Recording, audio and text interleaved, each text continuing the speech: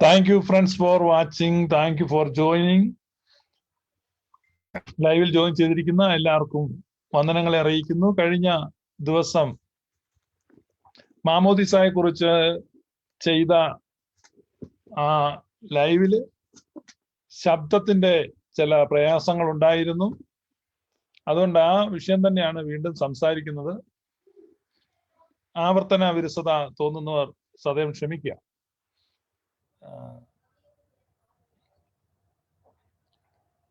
ശബ്ദം നന്നായിരിക്കും എന്ന് വിശ്വസിച്ചുകൊണ്ട് തുടരുകയാണ്.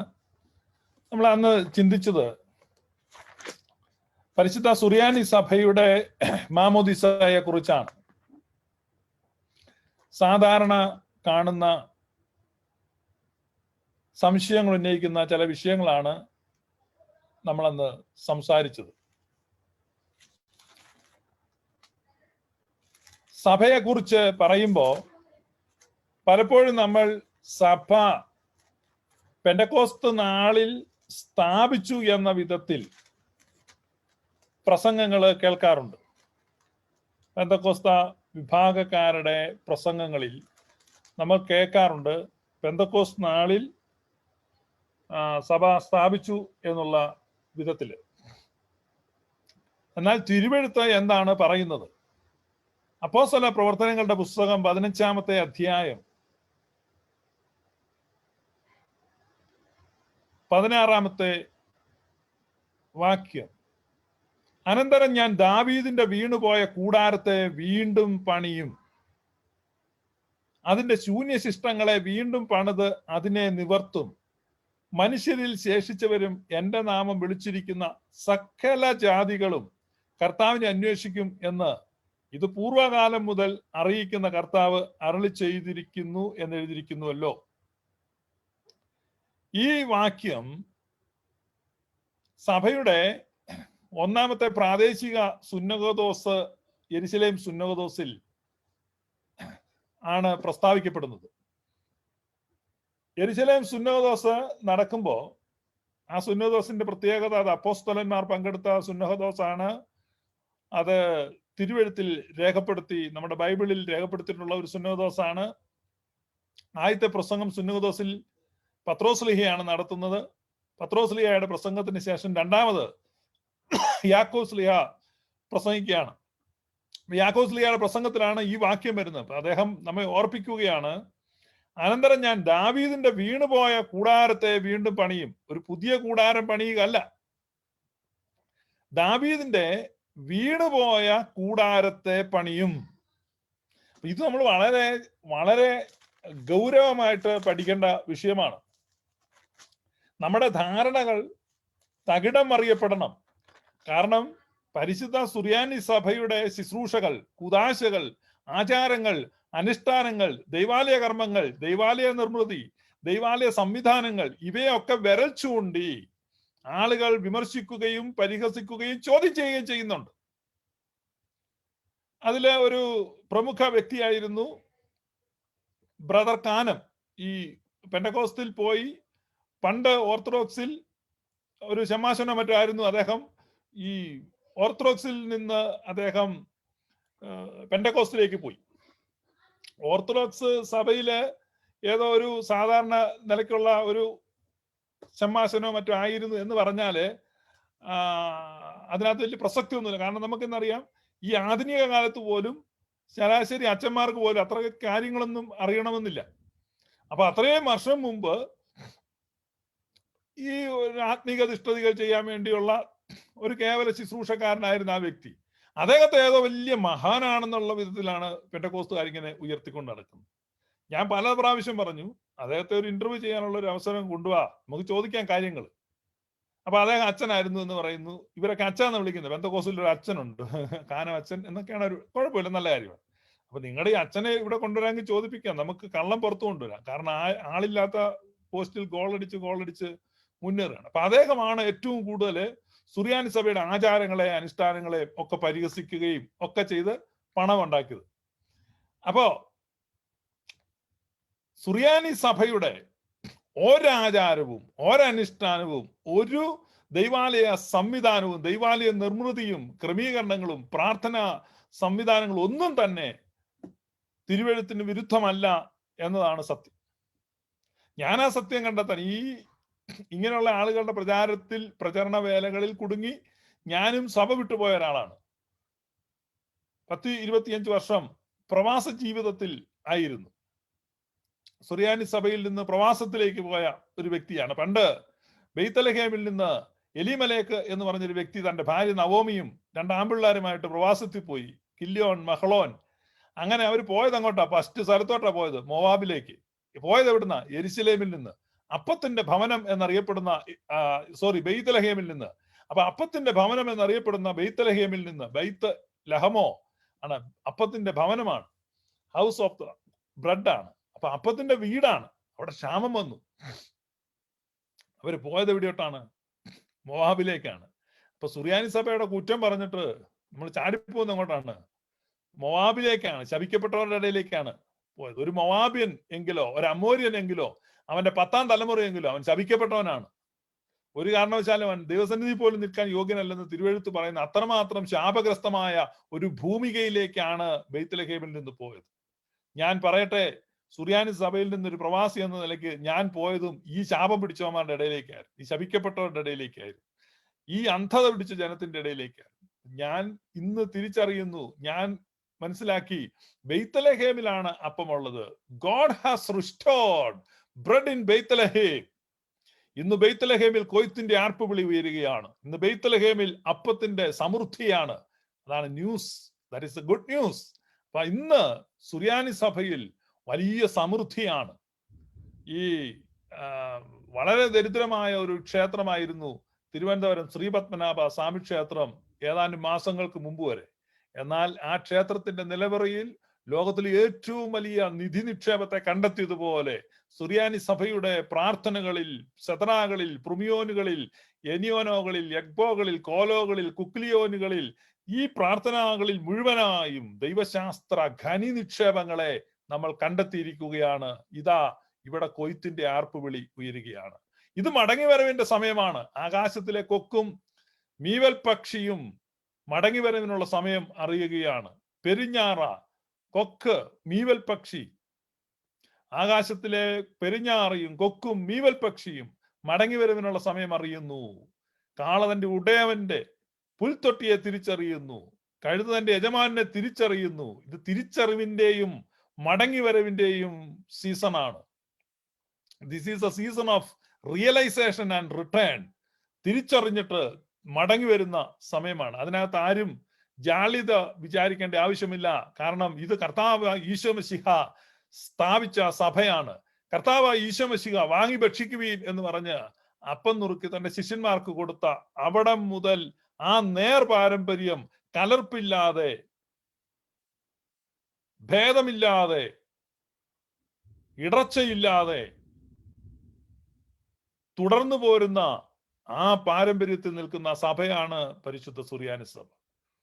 ഏറ്റവും പാരമ്പര്യമുള്ള സഭ, സകല സഭകളുടെയും മാതാവ്, എല്ലാ സഭകളുടെയും മാതാവ് പരിശുദ്ധ സുറിയാനി സഭയാണ്.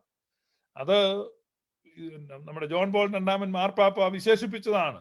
മദർ ഓഫ് ഓൾ ചർച്ചസ് എന്നാണ് അദ്ദേഹം വിശേഷിപ്പിച്ചത്. ഇപ്പോഴത്തെ മാർപ്പാപ്പ വിശേഷിപ്പിച്ചത് ചർച്ച് ഓഫ് മാർട്ടിയേഴ്സ് എന്നാണ്, രക്തസാക്ഷികളുടെ സഭ എന്നാണ്. അപ്പൊ ഇത് രക്തസാക്ഷികളുടെ സഭയാണ്. ഇത് ശുദ്ധ പാരമ്പര്യത്തിന്റെ സഭയാണ്. ഇത് കലർപ്പില്ലാത്ത വിശുദ്ധ വിശ്വാസത്തിന്റെ സഭയാണ്. ഇത് എല്ലാ സഭകളുടെയും മാതാവായ സഭയാണ്. അതുകൊണ്ട് ഇവിടെ അപ്പം റിസ്റ്റോർ ചെയ്യപ്പെട്ടിരിക്കുന്നു, വലിയ നിധി നിക്ഷേപം കണ്ടെടുക്കപ്പെട്ടിരിക്കുന്നു. ആ കാര്യമാണ് നമ്മൾ മനസ്സിലാക്കേണ്ടത്.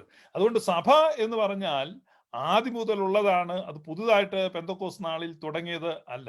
അത് പിന്നെയോ അത് ദാവീദിന്റെ വീണുപോയ കൂടാരത്തെ നിവർത്തുകയാണ്. അത് ദാവീദിന്റെ വീണുപോയ കൂടാരത്തെ നിവർത്തുകയാണ്. ദാവീദിന്റെ വീണുപോയ കൂടാരത്തെ നിവർത്തുകയാണ്. കർത്താവ് ഈശോ മിശിഹ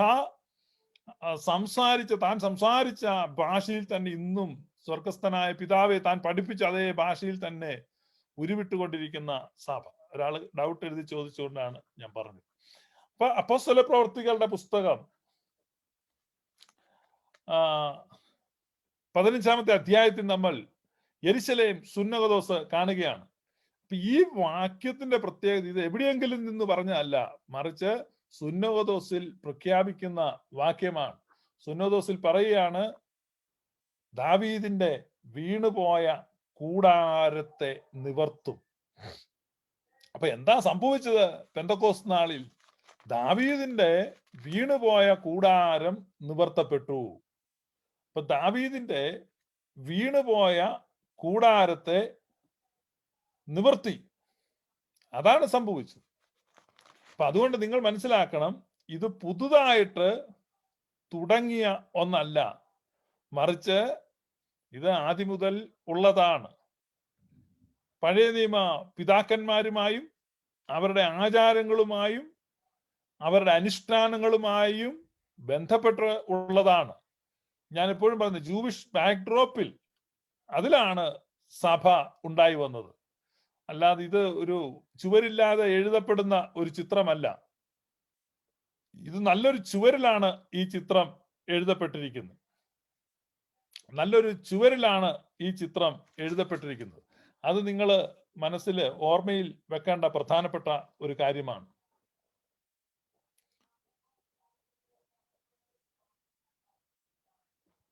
ഏറ്റവും പ്രധാനപ്പെട്ട ഒരു ചിന്തയാണ്. യഹൂദ പാരമ്പര്യത്തിലാണ് ക്രിസ്തീയ സഭ ഉണ്ടായി വന്നിട്ടുള്ളത്. അപ്പൊ അതുകൊണ്ട് തന്നെ ഈ മാമോദീസായിൽ വരുമ്പോ ആ യഹൂദ പാരമ്പര്യത്തിന്റെ ചില ട്രേസസ് നമുക്ക് കാണാൻ പറ്റും. കഴിഞ്ഞ ദിവസം നമ്മൾ ശ്രദ്ധിച്ച ഒരു മാമോദീസ ശുശ്രൂഷയിലെ ഒരു ഗീതമുണ്ട്.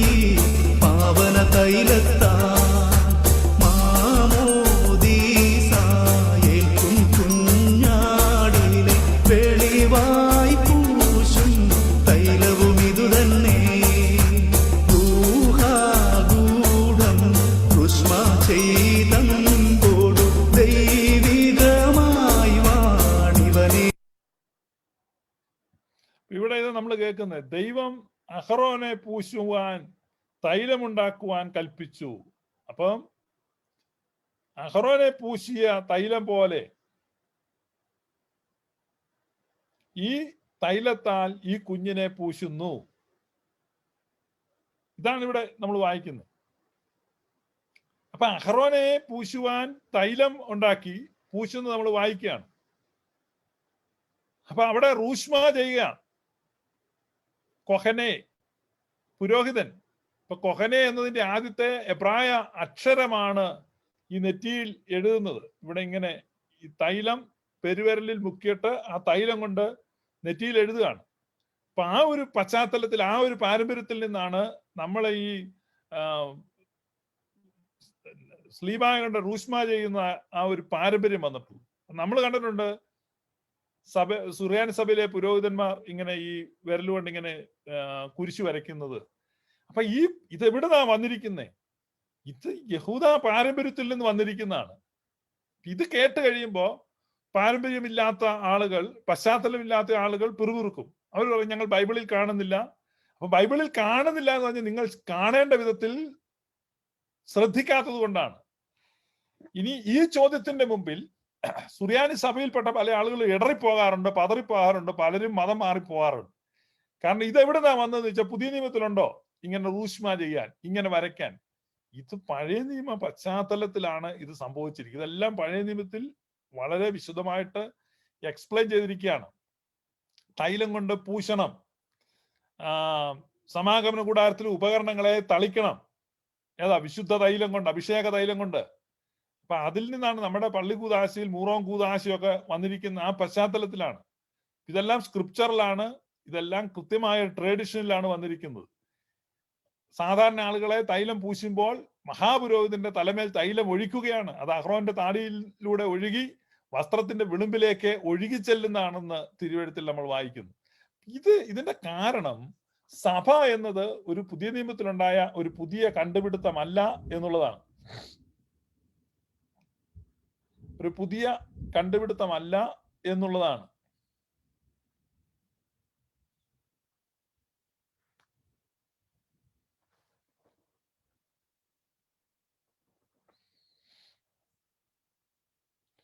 ഈ സ്തെഫാനോസ് സഹദായുടെ പ്രസംഗമുണ്ട്, അപ്പോസ്തലപ്രവൃത്തി 7-ാം അധ്യായം.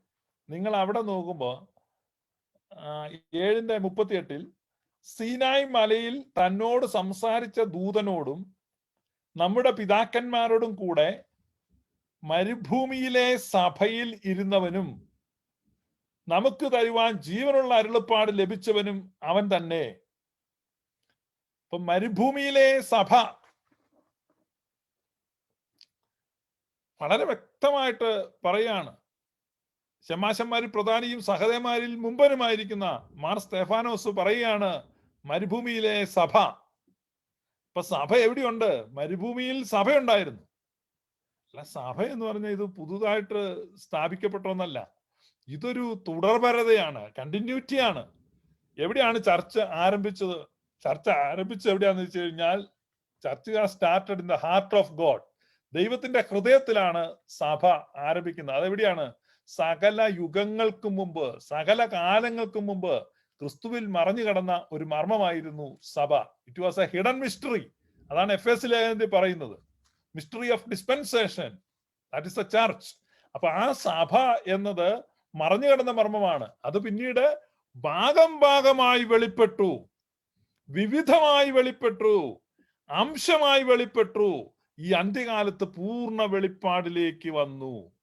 അതുകൊണ്ടാണ് നമ്മൾ ഈ പാടുമ്പം അസ്പഷ്ടം നിബിയന്മാർക്കും സസ്പഷ്ടം സ്ലീഹന്മാർക്കും. അപ്പം നിബിയന്മാർക്ക് അത് അസ്പഷ്ടമായിട്ടാണ് വെളിപ്പെട്ടത്, പക്ഷെ സ്ലീഹന്മാർക്ക് വന്നപ്പോൾ സസ്പഷ്ടമായിട്ടാണ് വെളിപ്പെട്ടത്. അല്ലെങ്കിൽ അവർക്ക് അത് മുദ്രിത രഹസ്യമായി വെളിപ്പെട്ടു. ഇവിടെ അത് വെളിപ്പാടായി സ്ലീഹന്മാർക്ക്. അവർക്ക് അതൊരു മറപൊരുളായിരുന്നു, ഇവിടെ ഇത് സ്പഷ്ടമായി മാറി. അപ്പം അഭിമുഖമായി, മറപൊരുളായി, വെളിപ്പാടായി, ദൈവിക വെളിപ്പാട് ഇപ്പോൾ സ്പഷ്ടമായി. ഇതാണ് നമ്മൾ മനസ്സിലാക്കുന്നത്. നമ്മുടെ സ്തെഫാനോസിന്റെ പ്രസംഗമാണ് ഞാൻ വായിച്ചത്. അപ്പോസ്തലപ്രവൃത്തി 7-ാം അധ്യായം 38-ാമത്തെ വാക്യത്തിൽ പറയുന്നു മരുഭൂമിയിലെ സഭ. അപ്പൊ മരുഭൂമിയിൽ സഭയുണ്ടായിരുന്നു എന്ന് നിങ്ങൾ മനസ്സിലാക്കണം. ഇപ്പൊ ഞാൻ ഈ സംസാരിച്ചുകൊണ്ടിരിക്കുമ്പോൾ ഇടയ്ക്കിടയ്ക്ക് ശബ്ദം ഉണ്ടോ എന്നൊരു തോന്നൽ വരുന്നുണ്ട്. അതുകൊണ്ട് നിങ്ങൾ ശബ്ദം ഉണ്ടെങ്കിൽ ഇടയ്ക്കിടയ്ക്ക് ഉണ്ടെന്നൊന്ന് എഴുതിയേക്കണം.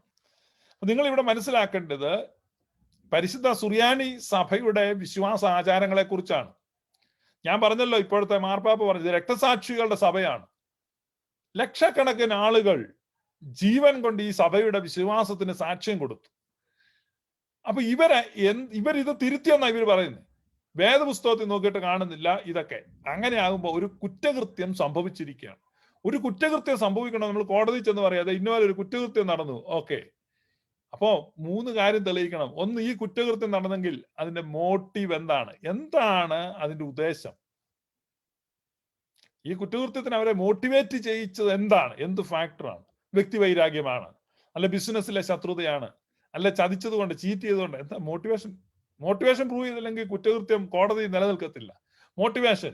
2, കോൺസ്പിറസി. അത് എവിടെയാ? ഗൂഢാലോചന നടന്നത് എവിടെയാണ്? ഇതൊക്കെ എപ്പോഴാണ്? ഇത് പ്രീ മെഡിറ്റേറ്റഡ് ക്രൈമാണ്. അപ്പൊ ഇത് കോൺസ്പിറസി, ഇത് ക്രൈം ചെയ്യാൻ വേണ്ടി ആളുകൾ ആലോചിക്കണം. 3ാമതാണ് ആക്ട് ഓഫ് ക്രൈം.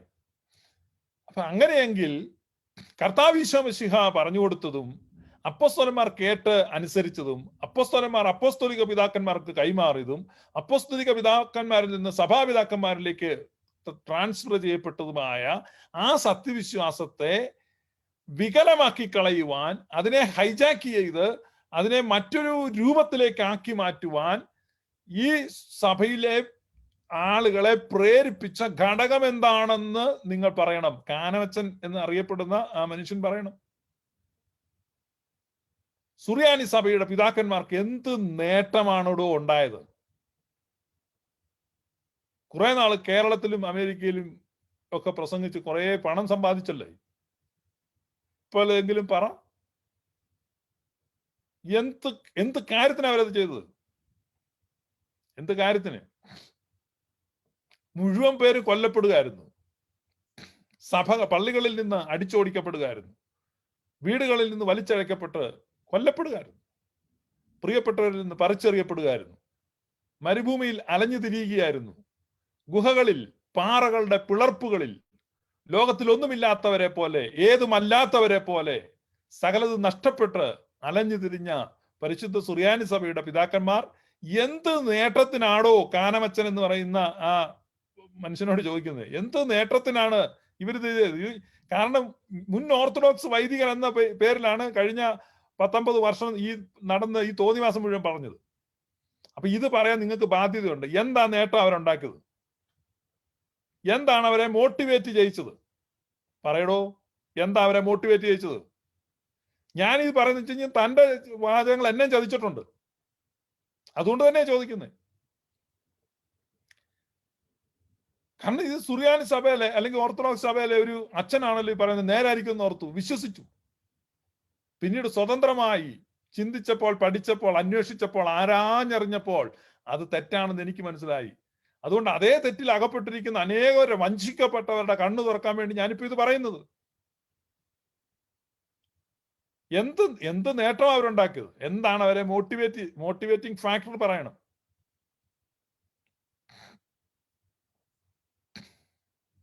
മശിഹായെ കാൺമാൻ കാക്ഷിച്ചോരു സഹദേർ വാളാൽ ചിറകുകൾ പൂണ്ടുന്നത പദമേറി.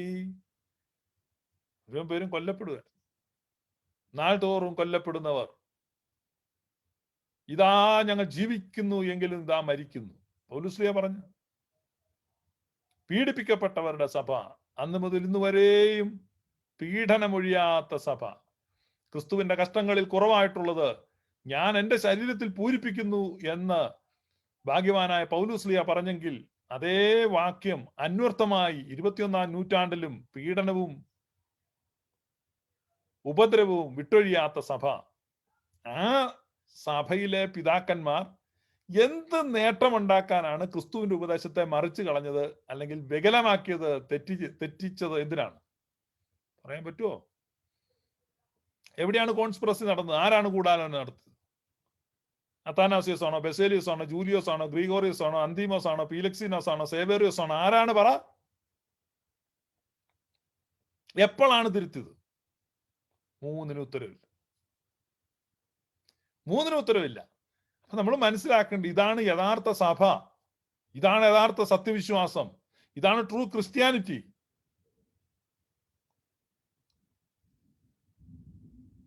തെളിവില്ല. അപ്പൊ ഇത് മരുഭൂമിയിലെ സഭ. അപ്പൊ ഈ സഭ യഹൂദന്മാരുടെ അല്ലെങ്കിൽ പഴയ ഇസ്രായേലിന്റെ കാലത്തും ദൈവത്തിന്റെ പ്രവൃത്തി, ദൈവത്തിന്റെ ജനം, ദൈവത്തിന്റെ പ്രോവിഡൻസ് അത് നിലനിന്നിരുന്നു. അപ്പൊ അഹ്റോനെ പൂശുവാൻ ദൈവം കൽപ്പിച്ചു. അതുപോലെ പാവനമായ തൈലത്താൽ ഈ മാമോദിസായ്ക്ക് വരുന്ന ഈ ശിശുവിനെ പൂശുക. എവിടേക്കാണ് പൂശുന്നത്? പൗരോഹിത്യത്തിലേക്ക്, രാജകീയ പൗരോഹിത്യത്തിലേക്ക് ഉയർത്തുക. ഒരു കിരീടം വെക്കുക മാമോദിസായ്ക്ക്. എന്താണ് ആ കിരീടം? രാജകീയ പൗരോഹിത്യമാണ്. രാജകീയ പൗരോഹിത്യത്തിലേക്ക്, കോമൺ പ്രീസ്റ്റ്ഹുഡിലേക്ക് ഉയർത്തപ്പെടുക, എലിവേറ്റ് ചെയ്യപ്പെടുക. പഴയ നിയമത്തിൽ പുരുഷന് മാത്രമാണ് പൗരോഹിത്യം. പുതിയ നിയമത്തിലേക്ക് വരുമ്പോൾ സ്ത്രീ ആയാലും പുരുഷനായാലും ക്രിസ്തുവിൽ യേശുവിൽ സ്ത്രീയെന്നോ പുരുഷനെന്നോ വ്യത്യാസമില്ലാതെ രണ്ടുപേർക്കും ഈ പാവന തൈലം പൂശുകയാണ്. ഈ പരിശുദ്ധ മൂറോൻ തൈലം പൂശുക. അതാണ് ഈ ജൂവിഷ് ബാക്ക്ഡ്രോപ്പിൽ നിന്നാണ് വരുന്നത്. അപ്പൊ ഇത് മനസ്സിലാക്കണമെങ്കിൽ നിങ്ങൾ വായിച്ച് ഗ്രഹിക്കേണ്ട ഒരു കഴിഞ്ഞ പ്രാവശ്യത്തെ ലൈവ് ഞാൻ വീണ്ടും ആവർത്തിക്കുകയാണ്, കാരണം അന്ന് ശബ്ദം ബ്രേക്ക് ആയി പോയത് കൊണ്ടാണ്. അപ്പൊ ആരോ വിളിക്കുന്നുണ്ട്, ആരാന്ന് ആർക്കറിയാം, മജീദോ സുബൈറോ ഒക്കെ ആയിരിക്കും. അപ്പൊ 11 അധ്യായം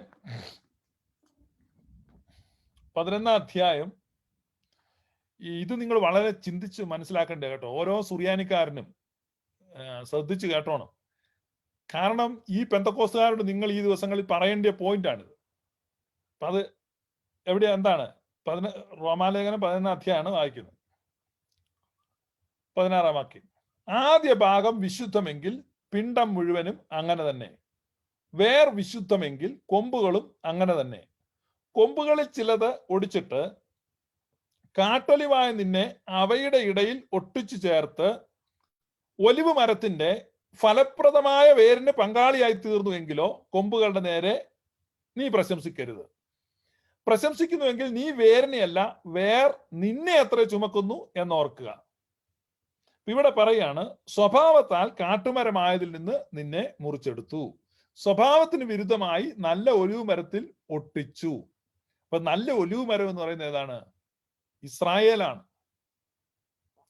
അപ്പൊ ഇസ്രായേല്, പഴയ നിയമം ഇസ്രായേലാകുന്ന നല്ല ഒലിവ് മരത്തോട് ജാതികളിൽ നിന്ന് കൊമ്പുകളെ ഒടിച്ചു ജാതികളിൽ നിന്ന്.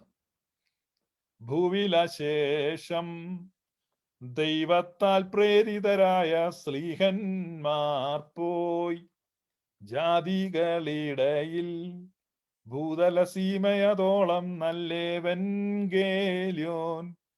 കൈക്കൊള്ളുവോർക്കൊക്കെഴും ഭാഗ്യമിതെന്നറിയിച്ചു സ്വർഗമഹാരാജ്യം. ഇത് ഒട്ടിച്ചു ചേർത്തു. ഈ സുറിയാനിക്കാരെന്ന് പറയുമ്പോ സുറിയാനി സഭയുടെ വിശ്വാസമാണ്, അതൊരു വംശീയതയൊന്നുമല്ല ഇവിടെ പറഞ്ഞുകൊണ്ടിരിക്കുന്നത്.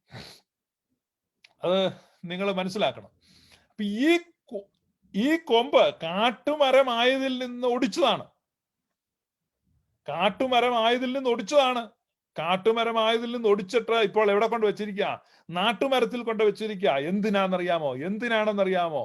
അവിടെ എഴുതിയിരിക്കുക, റോമാലേഖനം 11 അധ്യായത്തിൽ, കൊമ്പിന്റെ ഈ വേരിന്റെ ഫലം കിട്ടാൻ, നാട്ടൊലിവിന്റെ വേരിന്റെ ആ ഫലദായകത്വം ഉണ്ടാകുവാൻ, നാട്ടൊലിവിന്റെ വേരിൽ പങ്കാളിത്തം കിട്ടുവാൻ, നാട്ടൊലിവിന്റെ, നിങ്ങൾ ഇരിക്കുന്നിടത്ത് ഇരുന്ന് ഈ ദയവ് എന്നോട് കൂടെ ഇരിക്കുമ്പോൾ നിങ്ങൾ ഇരിക്കുന്നിടത്ത് ഇരുന്നിട്ട് ഈ വാചകം ഏറ്റു പറയണം. നിങ്ങൾ എവിടെ ഇരിക്കുകയാണെങ്കിലും പറയണം, നാട്ടൊലിവിന്റെ വേരിന്റെ പങ്കാളിത്തം കിട്ടുവാൻ. എന്തിന്റെ പങ്കാളിത്തം കിട്ടുവാൻ? നാട്ടൊലിവിന്റെ വേരിന്റെ പങ്കാളിത്തം കിട്ടുവാൻ. നാട്ടൊലിവ് എന്താണ്? ഇസ്രായേലാണ്. ഏത് ഇസ്രായേൽ? പഴയതും ഇസ്രായേലാണ്. നാട്ടൊലിവിന്റെ വേരെന്താണ്? നാട്ടൊലിവിന്റെ വേര് അതിന്റെ ആചാരങ്ങൾ, അനുഷ്ഠാനങ്ങൾ, വിശ്വാസങ്ങൾ, അതിന്റെ സംവിധാനങ്ങൾ, പൗരോഹിത്യം. ഇപ്പൊ ഈ കാട്ടൊലിവിനെ കൊണ്ട് എവിടെ ഒട്ടിച്ചു? നാട്ടൊലിവിൽ ഒട്ടിച്ചു. ഇപ്പോ ഈ ഒട്ടിക്കപ്പെട്ട കാട്ടൊലിവായിരിക്കുന്ന സഭ, അല്ലെ? നമ്മൾ സഭ ഏതാണ്?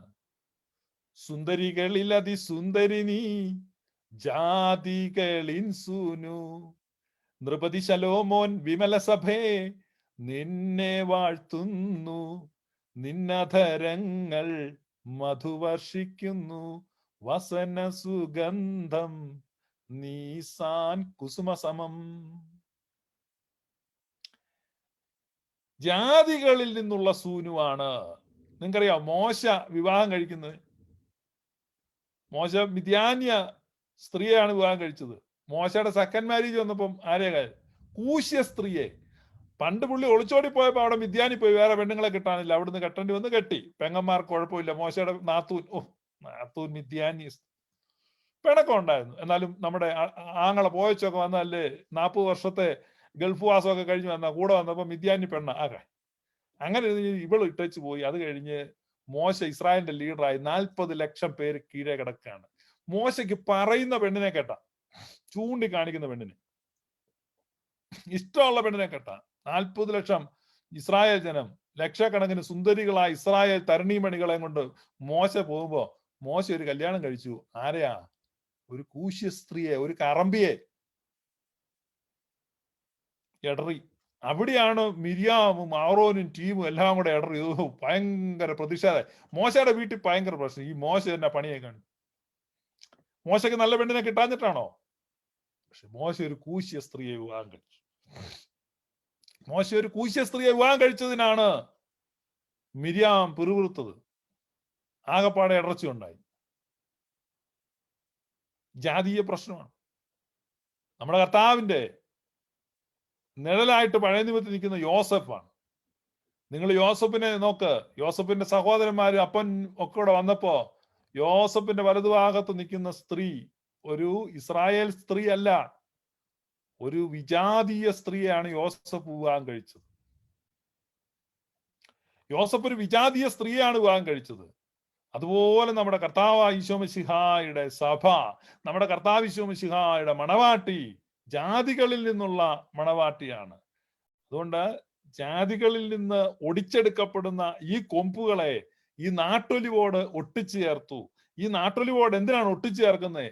നാട്ടൊലിവോട് ഒട്ടിച്ചു ചേർക്കുന്നത് ഈ നാട്ടൊലിവിന്റെ വേരിന്റെ പങ്കാളിത്തം കിട്ടാനാണ്. നാട്ടൊലിവിന്റെ വേരിന്റെ പങ്കാളിത്തം. അപ്പൊ നാട്ടൊലിവിനെ ഒട്ടിച്ചു ചേർക്കപ്പെട്ട സഭയിലേക്ക് ഈ വേരിൽ നിന്നുള്ള എസൻസ്, ഈ വേരിൽ നിന്നുള്ള മിനറൽസും വൈറ്റമിൻസും പ്രോട്ടീൻസും ജീവകങ്ങളും അന്നജങ്ങളും എല്ലാം കയറി വരികയാണ്. ധാതുക്കളും ലവണങ്ങളും ഒക്കെ ഒഴുകി വരികയാണ്. അപ്പൊ ഈ ധാതു, ലവണ, അന്നജ, ജീവക എല്ലാം മിശ്രിതവും ഈ വേരിൽ നിന്നുള്ള പോഷകങ്ങൾ ഇങ്ങോട്ട് വന്ന് ഈ കൊമ്പിനെ എന്ത് ചെയ്യും? അങ്ങ് ഫ്ലറിഷ് ചെയ്യുകയാണ്. കൊമ്പങ്ങ് പൂത്തുലഞ്ഞു നിൽക്കുകയാണ്. അപ്പൊ അങ്ങനെ നിൽക്കുന്ന കൊമ്പിനെ കാണുമ്പോ നിങ്ങൾ അവിടെ മദ്ബഹ കാണും, നിങ്ങൾ അവിടെ ഹൈക്കല കാണും, നിങ്ങൾ അവിടെ മറുവാസ കാണും, നിങ്ങൾ അവിടെ കുന്തിരിക്കം കാണും, നിങ്ങൾ അവിടെ ധൂപക്കുറ്റി കാണും, നിങ്ങൾ അവിടെ കൈമണി കാണും, നിങ്ങൾ അവിടെ കുപ്പായം കാണും, നിങ്ങൾ അവിടെ മൂടിശീല കാണും, നിങ്ങൾ അവിടെ വിരിക്കൂട്ടം കാണും, നിങ്ങൾ അവിടെ ഇടക്കെട്ട് കാണും, നിങ്ങൾ അവിടെ പലതും കാണും. അപ്പൊ നിങ്ങൾ ചോദിക്കും, ഇതൊക്കെ എവിടെന്നാടേ? എവിടെന്ന? ഇതൊക്കെ എവിടെന്നാ? വേരിൽ നിന്ന്. സുറിയാനിക്കാരാ, നീ അന്തസ്സായിട്ട് ഈ പെന്തക്കോസ് അലവലാദികളുടെ, ഇങ്ങനെ പറയുന്നത് മനഃപൂർവ്വം പറയുന്നത് തന്നെയാണ്. കാരണം ഈ ഇവന്മാരോട് പറയേണ്ട മറുപടിയാണ്. വേരിൽ നിന്ന് നീ പറഞ്ഞു കൊടുക്കണം. നിന്റെ അളിയനുണ്ടല്ലോ, സ്വർഗീയവിരുദ്ധി പോയി കുത്തിയിരിക്കുന്ന, അവനോട് പറഞ്ഞു കൊടുക്കണം. വേരിൽ നിന്ന്. വേരില്ലാത്ത നിനക്ക് വല്ലതും മനസ്സിലാവൂ? നിനക്ക് വേരുണ്ടോ? മനസ്സിലായില്ലേ? നിന്റെ അയലക്കൻകാരനുണ്ടല്ലോ, അവനെ വിളിച്ചിട്ടുണ്ട്, എടാ വേരില്ലാത്ത അലവലാതി, നീ വേദപുസ്തകം വായിക്കാൻ പറ. അപ്പൊ വേര് നഷ്ടപ്പെട്ടവനാണിവൻ. അതിനെക്കുറിച്ച് നമ്മൾ പറയുകയാണ്. യൂദായുടെ ലേഖനം നിങ്ങൾ എടുക്കണം. യൂദായുടെ ലേഖനം എടുത്തു കഴിയുമ്പോൾ അതിന്റെ 12-ാം വാക്യം, ഇവർ നിങ്ങളുടെ സ്നേഹസദ്യകളിൽ മറഞ്ഞു കിടക്കുന്ന പാറകൾ, നിങ്ങളോടുകൂടെ വിരുന്ന് കഴിഞ്ഞിട്ട്, വിരുന്നുകാരെ കുറിച്ച് എഴുതിയിരിക്കുന്നുണ്ടോ? വിരുന്ന് കഴിഞ്ഞിട്ട് ഭയം കൂടാൻ നിങ്ങളെ തന്നെ തീറ്റുന്നവർ, കാറ്റുകൊണ്ടോടുന്ന വെള്ളമില്ലാത്ത മേഘങ്ങൾ, ഇല കൊഴിഞ്ഞും ഫലമില്ലാതെയും, ഇല കൊഴിഞ്ഞും ഇല കൊഴിഞ്ഞും ഫലമില്ലാതെയും. എന്തെങ്കിലും ഫലമുണ്ടോ? ഈ കൊറോണ വന്ന്, ഈ പ്രശ്നം വന്ന് ആരെങ്കിലും സഹായിക്കുന്നുണ്ടോ? ഒരു കൈത്താങ്കലും കൊടുക്കുന്നുണ്ടോ? ഒരു ഫലവുമില്ല. ഇല കൊഴിഞ്ഞും ഫലമില്ലാതെയും, രണ്ടുരു ചത്തും വേരറ്റും പോയ വൃക്ഷങ്ങൾ. വേരില്ല. വേരില്ലെങ്കിൽ വലിയ വിഷയമാണ്. അത് വെള്ളമില്ലാതെ ഓടുന്ന മേഘങ്ങളാണ്. കാറ്റിനാൽ സഞ്ചരിക്കും, വലിയ ഓളം ഉണ്ടാക്കും, ഒരു വിശേഷവും ഇല്ല, ഒരിക്കലും മഴ പെയ്യത്തില്ല. അപ്പൊ അത് നിങ്ങൾ മനസ്സിലാക്കണം. അപ്പം വേരിന്റെ പങ്കാളിത്തം. എന്തിന്റെ പങ്കാളിത്തം? വേരിന്റെ പങ്കാളിത്തം. അപ്പൊ ഇവിടെ 6-ാം അധ്യായം നിങ്ങൾ എടുക്കണം. റോമാലേഖനം 6-ാം അധ്യായം 4-ാം വാക്യം. അങ്ങനെ നാം അവന്റെ മരണത്തിൽ പങ്കാളിയായി തീർന്ന സ്നാനത്തിൽ അവനോടുകൂടെ കുഴിച്ചിടപ്പെട്ടു. അവനോട് ചേരുവാൻ സ്നാനമേറ്റവരായ നാം എല്ലാവരും അവനോടുകൂടെ പങ്കാളികളായി തീർന്നിരിക്കുന്നു. എന്തിന്റെ പങ്കാണി കിട്ടുന്നത്? പങ്കാളിത്തം കിട്ടുന്നത് അവനിലുള്ള പങ്കാളിത്തമാണ്. യഹൂദയിൽ നിന്ന് നമ്മുടെ കർത്താവ് ഉദിച്ചു എന്ന് സ്പഷ്ടമല്ലോ. അപ്പോ നമുക്ക് കിട്ടുന്നത് വലിയൊരു റിച്ച് ഹെറിറ്റേജിലേക്ക്, മശിഹായുടെ സഹോദരനായിട്ട് ഞാൻ നിന്നെ മാമോദിസ മുക്കുന്നു എന്നാണ് അച്ഛൻ പറയുന്നത്. ഈ മാമോദിസായിക്കൊക്കെ വിളിക്കുമ്പോൾ പള്ളിക്കകത്ത് കയറുന്നത് കേൾക്കണം. ഈ നമ്മൾ മുറ്റത്ത് ഇങ്ങനെ നിൽക്കുന്നവരുടെ അടുത്ത് നിന്ന് ഇനിയൊന്നും കേൾക്കത്തില്ല. അപ്പൊ മാമോദിസായിക്ക് കയറി നിൽക്കുമ്പോൾ പറയും മശിഹായുടെ സഹോദരനായിട്ടാണ് മാമോദിസ മുക്കുകയാണ്, മശിഹായുടെ സഹോദരനായിട്ട്. മശിഹായുടെ സഹോദരനായിട്ട്. പഴയ കാലത്ത് മാമോദിസായുടെ സമയത്ത് ആർപ്പ് വിളിക്കുകയും കൊരവിടുകയും ചെയ്യുമായിരുന്നു. കാരണം വെച്ചാൽ ആർപ്പും കൊരവിയും സുറിയാനി ക്രിസ്ത്യാനികൾക്ക് രാജാവ് നൽകിയ പദവിയായിരുന്നു. അത് ഉപയോഗിക്കുമായിരുന്നു. കാരണം ഈ രാജകീയ കുടുംബത്തിലേക്ക്, ഈ രാജകീയ പൗരോഹിത്യത്തിലേക്ക് ഉയർത്തപ്പെട്ടിരിക്കുകയാണ്. അപ്പൊ നമ്മൾ പൂശുന്ന അഹറോനെ പൂശുവാൻ മോശയോട് കൽപ്പിച്ച് തൈലം നിർമ്മിച്ചതുപോലെ പത്രോസ് ലീഹ തൈലം നിർമ്മിച്ചു. എവിടെയാ? മോശ തൈലം നിർമ്മിച്ച് അഹറോനെ പൂശിയതുപോലെ ഇവിടെ തൈലത്താൽ, ഈ വിശുദ്ധ മൂറോൻ തൈലത്താൽ പൂശുകയാണ്. അപ്പൊ അത് വലിയ സന്തോഷത്തിന്റെയും ആർപ്പുവിളിയുടെയും ഒരു സെലിബ്രേഷൻ ആണ് അവിടെ നടക്കുന്നത്, ഈ മാമോദിസ എന്ന് പറയുന്നത്.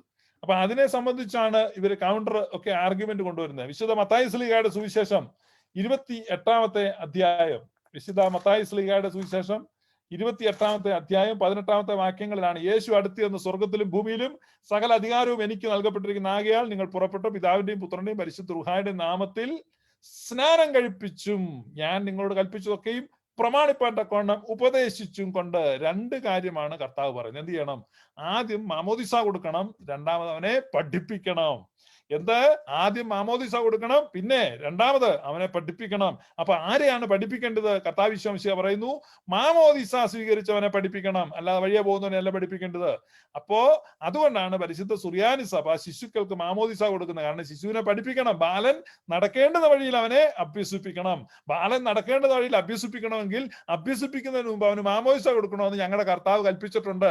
കുറെ അവന്മാർ ഇറങ്ങിയിട്ടുണ്ട്. എന്തിനാടേ പോയി ശിശുവിനെ സ്നാനപ്പെടുത്തുന്നത്? അവനെ പഠിപ്പിക്കാനാടാ പോയി കർത്താവ് പറഞ്ഞ.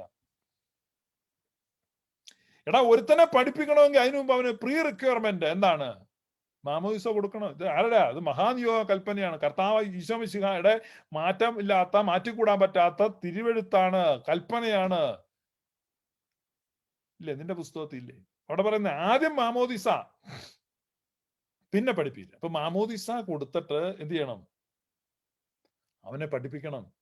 ഇപ്പൊ സൺഡേ സ്കൂളിൽ പിള്ളേരിരിക്കുക. സൺഡേ സ്കൂളിൽ ഇരിക്കാനുള്ള യോഗ്യത എന്താണ്? പ്രീ റിക്വസിറ്റ്, എലിജിബിലിറ്റി എന്താണ്? സൺഡേ സ്കൂളിൽ കയറി ഇരിക്കണോ? എന്താണ്? മാമോദിസ. കാര്യം എന്നാ? യേശു ക്രിസ്തു പറഞ്ഞു ആദ്യം മാമോദിസ കൊടുക്കണം, മാമോദിസ കൊടുത്തിട്ട് വേണം അവനെ പഠിപ്പിക്കാൻ. എങ്ങനെ മാമോദിസ കൊടുക്കണ്ടേ? പിതാവിന്റെയും പുത്രന്റെയും പരിശുദ്ധ റൂഹായുടെയും നാമത്തിൽ. അതുകൊണ്ട് നമ്മളെ പുരാതന സഭകളിൽ അന്നു മുതൽ ആദിമകാലത്ത് 3 പ്രാവശ്യമാണ് പിതാവിന്റെയും പുത്രന്റെയും പരിശുദ്ധ റൂഹായുടെയും നാമത്തിൽ മാമോദിസ 3 പ്രാവശ്യം മുക്കുമായിരുന്നു. കാരണം യൂണിപേഴ്സണൽ ഗോഡിലേക്കല്ല ബാപ്റ്റൈസ് ചെയ്യുന്നത്, ട്രിനിറ്റേറിയൻ ഗോഡിലേക്കാണ്. അതുകൊണ്ടാണ് ഇന്ന് നമ്മൾ മാമോദിസ പോയി നോക്കിക്കഴിഞ്ഞാൽ അറിയാം 3 പ്രാവശ്യമാണ്. ഈ നമ്മളിവിടെ ഈ പോത്തിന്റെ കുളിക്കുന്ന കടവിലൊക്കെ മുക്കുമ്പോൾ 1 പ്രാവശ്യം ഇങ്ങനെ മുക്കിപ്പൊക്കി എന്താ നടക്കുന്നതെന്നും അറിയത്തില്ല. ഇവിടെ എന്ന് പറഞ്ഞു കഴിഞ്ഞാൽ നമ്മൾ ഓൾഡ് ടെസ്റ്റമെന്റ്, അതായത് ജൂവിഷ് റൂട്ട്സ്, വേരുകളുള്ളവരാണ്. ഇപ്പൊ വേരുകൾ ഉദ്ദേശിക്കുമ്പോൾ അവിടെ വാഷിംഗ്, ക്ലോത്തിങ് ആൻഡ് അനോയിന്റിങ്. ഈ 3 കാര്യങ്ങളാണ്. Washing, clothing and anointing. ഇത് 3ഉം വളരെ പ്രധാനപ്പെട്ടാണ്. അപ്പം യഹൂദന്മാര് ഒരു പുരോഹിതനെ അഭിഷേകം ചെയ്യുന്നതിന് തത്തുല്യമായ അഭിഷേക കർമ്മമാണ് സുറിയാനി സഭയിലെ മാമോദിസ.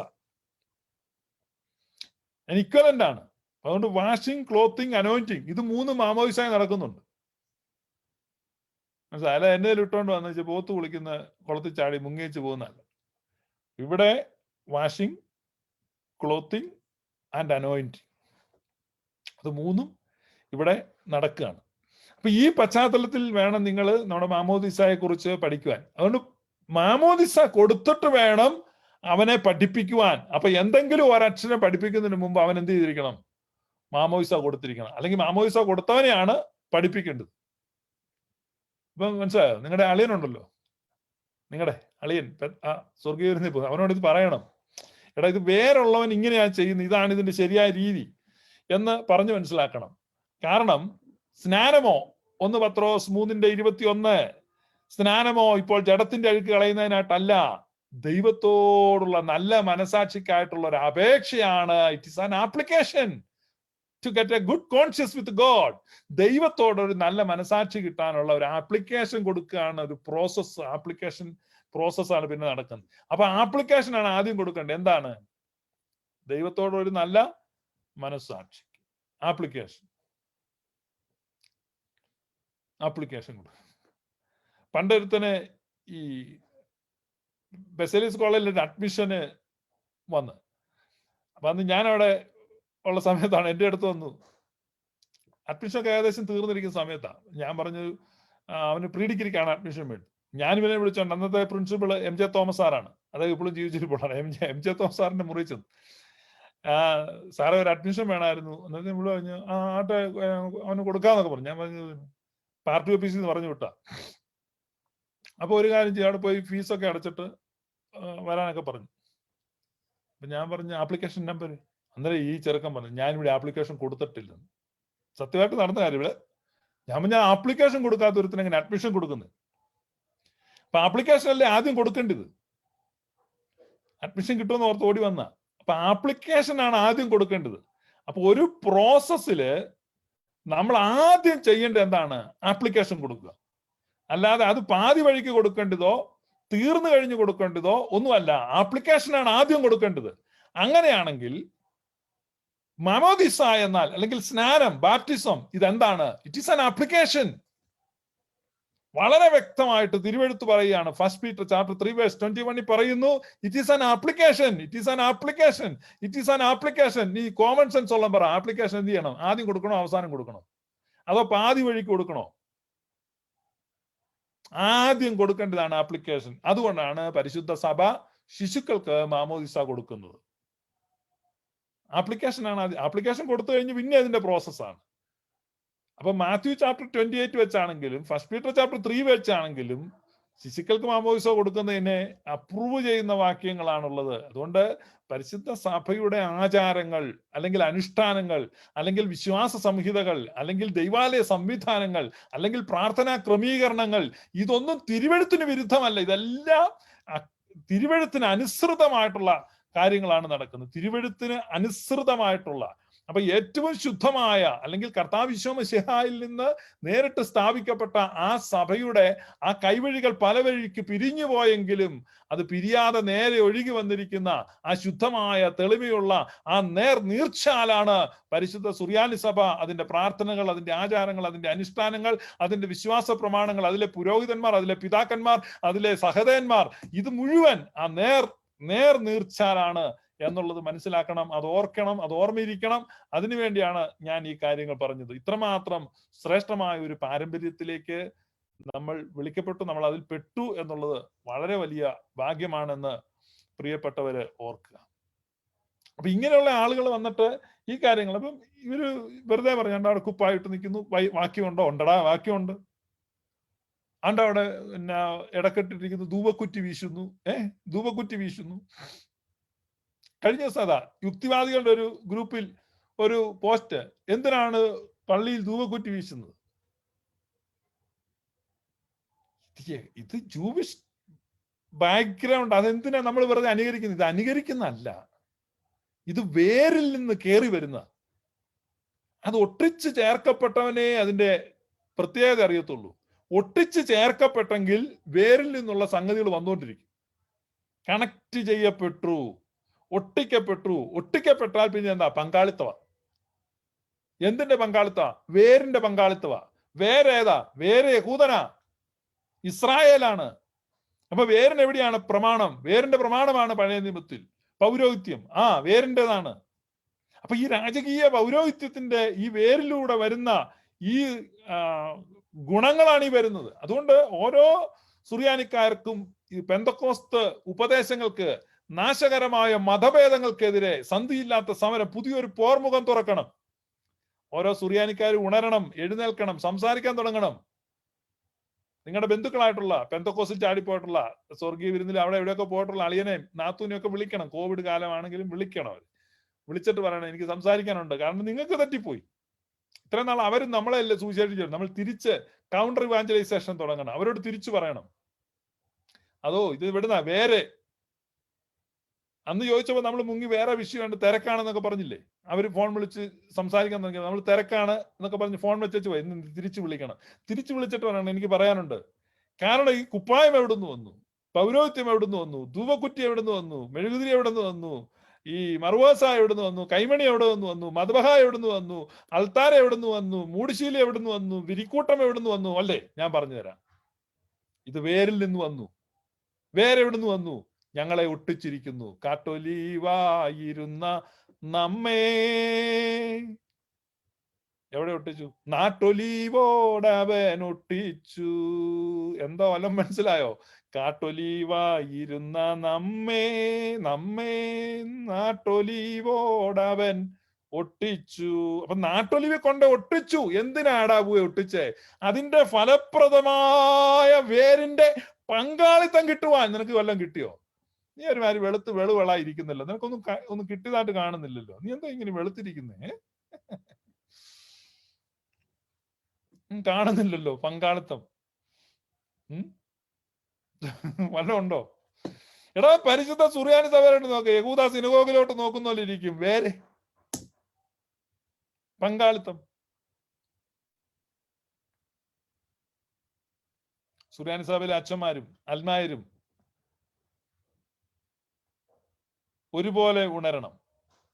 നമ്മളുടെ സത്യം, ട്രൂത്ത് റിവീൽ ചെയ്യണം. നമ്മൾ 119 സങ്കീർത്തനത്തില് ഒരു വാക്യമുണ്ട്, ബൈബിൾ സൊസൈറ്റിയുടെ തർജ്ജിമയിൽ അതൊരു ഗുണമില്ലാത്ത, കാരണം നിന്റെ വചനങ്ങളുടെ വിന്യാസനം പ്രകാശപ്രദമാകുന്നു. അങ്ങനെയാണ്. POC ബൈബിൾ വായിക്കണം. നിന്റെ വചനങ്ങളുടെ ചുരുളുകൾ നിവർക്കപ്പെടുമ്പോൾ എങ്ങും പ്രകാശം പരക്കുന്നു.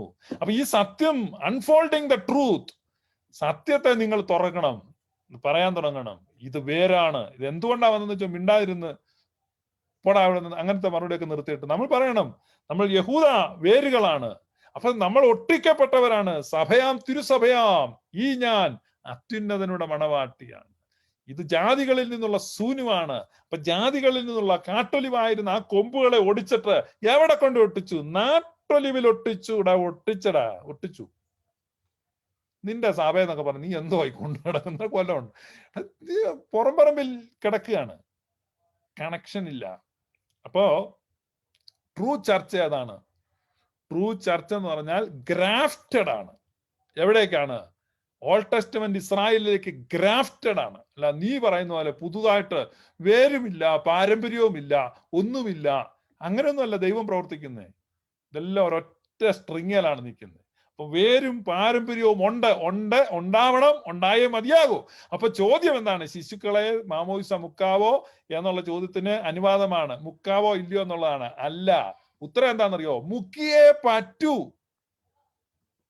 ഇപ്പൊ ശിശുക്കളെ മാമോദിസ മുക്കാവോ, മുക്കിയ കുഴപ്പമുണ്ടോ എന്നുള്ള ചോദ്യത്തിന് അങ്ങനെയല്ല ഉത്തരം. മുക്കിയേ മതിയാകൂ. കാരണം അതാണ് ശരിയായ രീതി. കാരണം അവരെ പഠിപ്പിക്കണ്ടേ.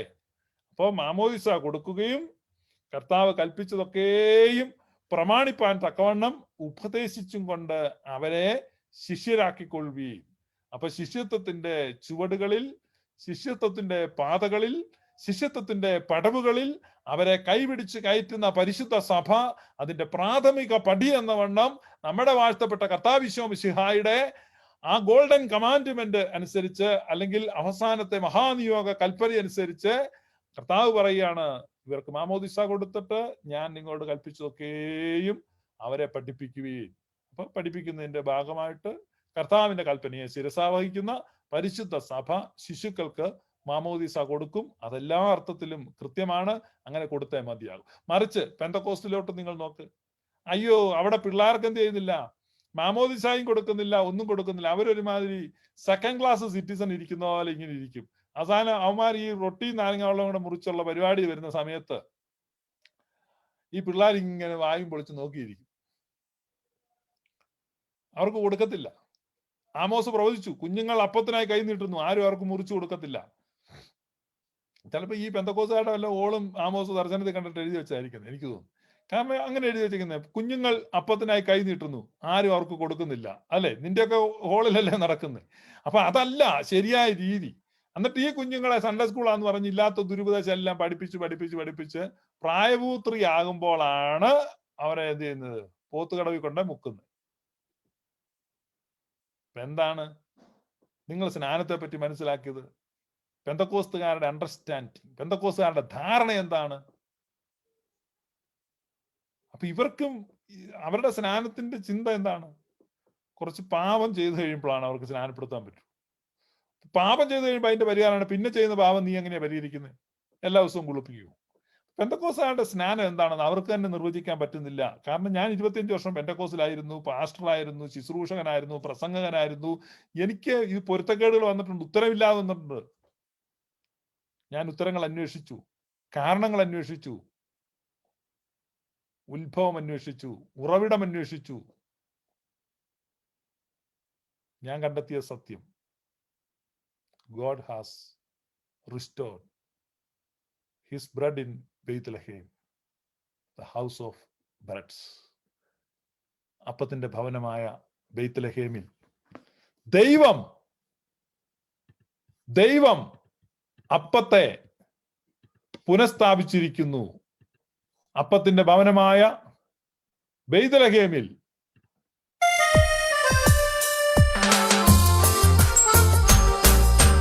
ദൈവം ചൊന്നാൻ അഹരോനെ പൂശുക, പാവനനാവാൻ പാവന തൈലത്താൻ പൂശും നീ പോൽ സ്നാനം പ്രാപിപ്പോരു കുഞ്ഞാടിനെ ഈ പാവന തൈലത്താൻ മാമോദീസായേൽക്കും കുഞ്ഞാടിനെ വെളിവായി തൈലവും ഇതുതന്നെ. ഊഹാഗൂഢം കുസ്മ ചെയ്തോടു ദൈവികമായി ഇവനെ വാഴ്ത്തുന്നു. ചേർത്തു സലീലം യോഹന്നാൻ സ്നാനത്തിൽ. ഇതാണ് ഇന്ന് കഴിഞ്ഞ ദിവസം ശബ്ദത്തിന്റെ തടസ്സം മൂലം വിട്ടുപോയ കാര്യങ്ങളൊക്കെ തന്നെ ഇന്ന് പറഞ്ഞു എന്ന് ഞാൻ ചിന്തിക്കുന്നു. ഈ ലൈവ് കണ്ടുകൊണ്ടിരുന്ന നിങ്ങൾ ഓരോരുത്തരെയും ദൈവമായ കർത്താവ് അനുഗ്രഹിക്കട്ടെ. നിങ്ങൾ ധൈര്യമായിട്ട് ഈ നിങ്ങളുടെ ബന്ധുക്കളിൽ നിന്ന്, മിത്രങ്ങളിൽ നിന്ന്, പരിചയക്കാരിൽ നിന്ന് ഇത്തരത്തിലുള്ള കുഴികളിൽ വീണുപോയിട്ടുള്ളവരെ ദയവായി ഫോൺ ചെയ്ത് വിളിച്ച് ഈ കാര്യങ്ങൾ പറയണം. വേണ്ടി വന്നാൽ നിങ്ങൾക്ക് അവർക്ക് താല്പര്യമാണ് ഈ വീഡിയോ അയച്ചു കൊടുക്കുകയോ അല്ലെങ്കിൽ ഈ കാര്യങ്ങൾ അവരെ അറിയിക്കുകയോ ചെയ്യുക. നമ്മൾ ഇപ്പോൾ ഈ ചെയ്യേണ്ട ഒരു കൗണ്ടർ ഇവാഞ്ചലൈസേഷന്റെ ഒരു ടൈമാണ്. കാരണം നാശകരമായ ഇവാഞ്ചലൈസേഷനാണ് മലങ്കരയിൽ സംഭവിച്ചത്. സോ ദൈവം നിങ്ങളെ അനുഗ്രഹിക്കട്ടെ. ഈ ഉദ്യമത്തിൽ എന്നോടുകൂടെ സഹകരിക്കുകയും പങ്കെടുക്കുകയും ചെയ്യുന്ന നിങ്ങൾക്ക് ഓരോരുത്തർക്കും ക്രിസ്തീയ അഭിവാദ്യങ്ങളോടെ നിർത്തുന്നു. May God bless you. തിന്നായി മുങ്ങി ശുദ്ധീകരണം ചെയ്തതിനുള്ളിൽ മശിഹ നീരിൽ നിന്നും തീരത്തേറുമ്പോ അവനെ മാനിച്ച് അവനിയുമമ്പരവും കതിരോൻ കതിരുകൾ ചായിച്ചു താരകൾ കൂപ്പി ആറ്റിൻ നിരയോടൂറ്റുകളെ വാഴ്ത്തിയ ദൈവത്തെ ഹാലേലൂയ ഹാലേലൂയ.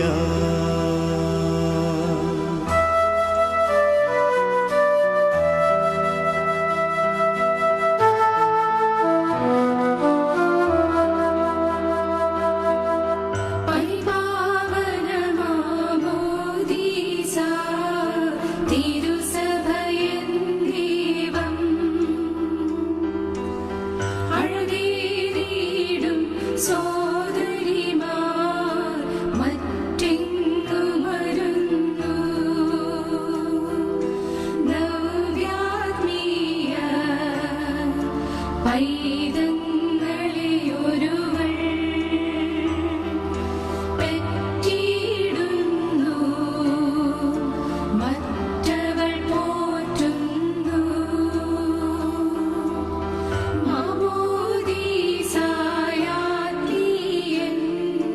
ശിശുവിനെ നീരീന്നും പ്രസവിച്ചിടും സഭയതിനെ കൈക്കൊണ്ടർപ്പിക്കും.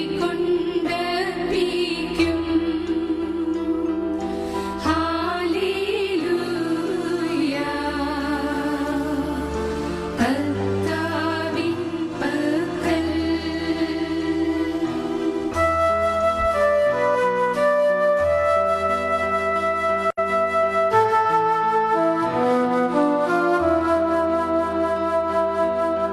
ആചാര്യൻ മാമോദീസ തൊട്ടി തുറക്കുമ്പോൾ ഉറുനീരെ ദൂതന്മാരാശ്ചര്യം വാനിൽ മൺമയനിരിതി ജ്വാലോപരി നിന്ദി ആരുഹായേ ചെയ്യുന്നാഹ്വാനം.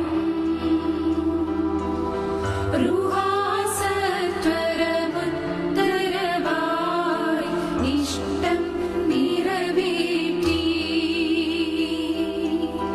പാപത്തിൻ പരിഹാരാർത്ഥം പാവനമാക്കുന്നു.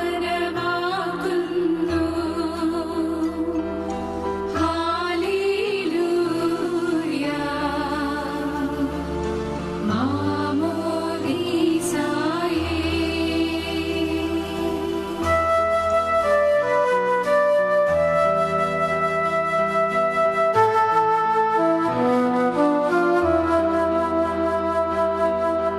ഉയിരിൻ നീരുറവാം സ്നാന തൊട്ടി തുറന്നപ്പോ ജനകാത്മജറൂഹായതിനെ പരിപാ